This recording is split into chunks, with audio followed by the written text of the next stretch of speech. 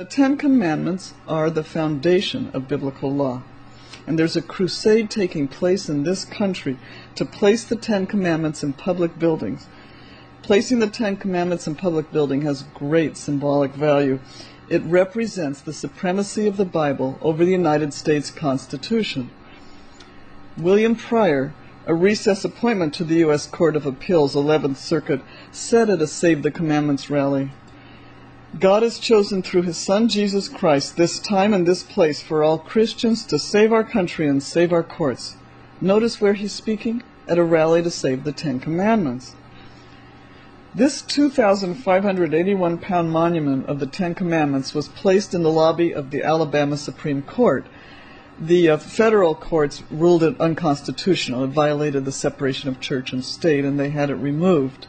And there was a lot of media attention at that time. What got much less media attention was a bill that John Hostetler introduced into Congress.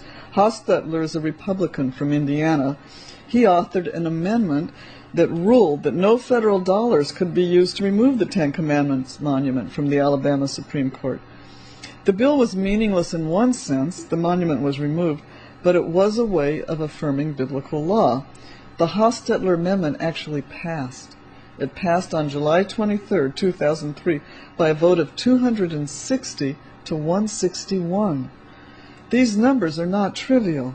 This vote demonstrates that Dominionism in the House of Representatives goes far beyond the visible leaders like Tom DeLay, and it goes far beyond the President of the United States. This vote doesn't mean 260 representatives are Dominionists. They probably don't even know what the term means.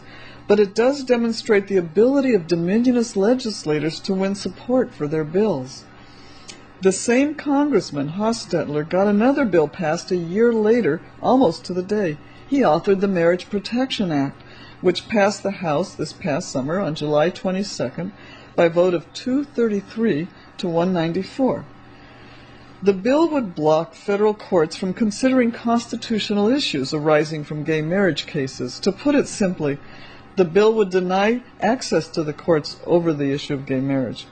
This is very significant. A bill that would deny a group of people access to the courts. This bill is not about one's feelings about gay marriage. It's about denying a group of people access to the courts. I'm going to give you a breakdown of this vote by party.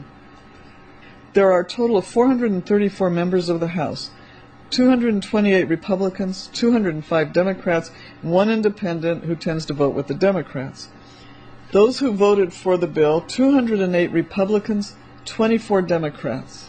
Those who voted against the bill, 15 Republicans, 179 Democrats, including the one independent. 8 members didn't vote. This vote is about a group of people imposing their biblical worldview on the rest of the country. President Bush has been actively campaigning for a gay marriage amendment. This picture comes from a PBS documentary, The Jesus Factor. The president proposes actually changing the U.S. Constitution so it discriminates against a group of people. A Southern Baptist minister, Dr. C. Welton Gaddy, told the TV documentary The Jesus Factor, "No elected political leader has a right to try and use public office to advance his or her particular faith tradition." So how did we get here? We're going to begin this history in 1964, the year Barry Goldwater lost his bid for president on the Republican ticket. Barry Goldwater has nothing to do with the religious right. He's just your good old-fashioned conservative. He's spoken out strongly against religious extremism in the Republican Party. But a group of Republican strategists who had worked on Goldwater's '64 campaign decided they needed to expand the base of the Republican Party, which was too narrow. One of the people who had worked on his campaign was Republican strategist Paul Weyrich. In 1973, Weyrich founded the Heritage Foundation, a think tank to promote the ideas of Weyrich's new group. He wanted to expand the base of the Republican Party, so he proposed targeting members of fundamentalist, Pentecostal, and charismatic churches. Not all members of these churches support Dominionism, and probably haven't even heard of it, but those were the groups targeted by the political strategists. In '79, Weyrich coined the term moral majority, which became a major organization with Jerry Falwell at the helm. The moral majority registered 3 million new voters to the Republican Party in 1980, which is curious, because many of those voters didn't match the socioeconomic profile of Republicans.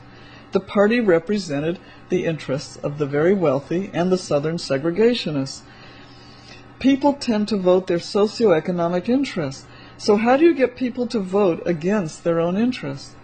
Weyrich said in a speech in 1980, "We are talking about Christianizing America. We're talking about simply spreading the gospel in a political context." Those two sentences are the seeds of Dominionism, Christianizing America in a political context. The moral majority disbanded in 1989, the same year the Christian Coalition formed. And this brings us to Pat Robertson, founder of the Christian Coalition. You may remember that Pat Robertson ran for president in 1988 in the Republican primaries. He lost, but he beat Vice President George Bush, the father, in the Iowa caucuses. How did he do that? He decided to take over the Republican Party from the bottom up. His organization worked precinct by precinct to take over the party leadership at the local level.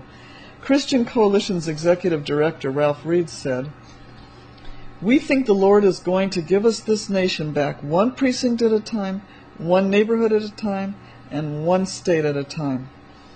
One of their tactics was to tie up meetings for hours until people left. Traditional Republicans got tired and went home. You can imagine that you go to your local political party meeting and a group of strangers come in and start asking lots of questions, challenging everything you say, and the hours are going by and it's getting really late and you just get fed up and go home. And once that happened, then the people who remained, who were part of Robertson's political organization, voted themselves into the leadership and started setting the agendas. Once they took over the local party leadership throughout the state of Iowa, they were able to get hold of the Republican Party apparatus in the state. And since the method worked so well in Iowa, and he actually won in the primary there, the Christian Coalition used the same tactic in several states in the early 90s. Republican state party platforms began to get pretty interesting in 1992. The Republican Party of Washington State in 1992 outlawed witchcraft and yoga classes.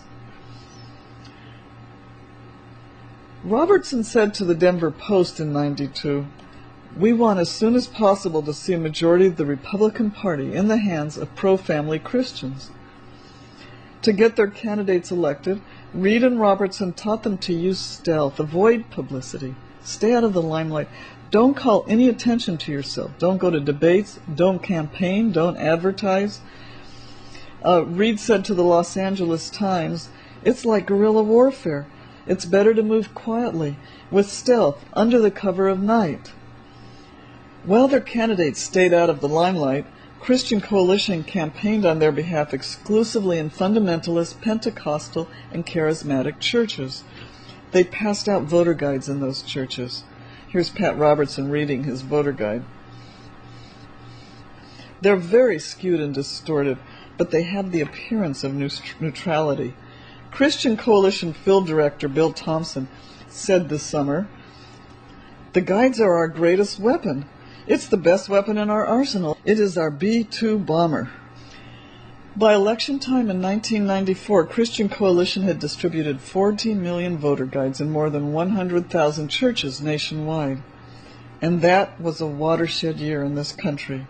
That year, Republicans won majorities in both houses of Congress for the first time in 40 years. Time magazine was aware of the event. They credited the Christian Coalition with giving the Republicans these successes, calling Ralph Reed the right hand of God.